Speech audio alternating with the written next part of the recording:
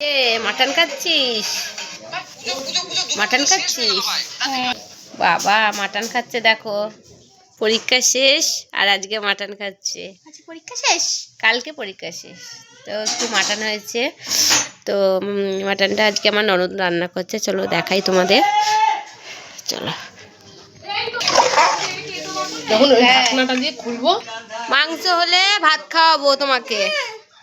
এই কোথায় যাচ্ছিস?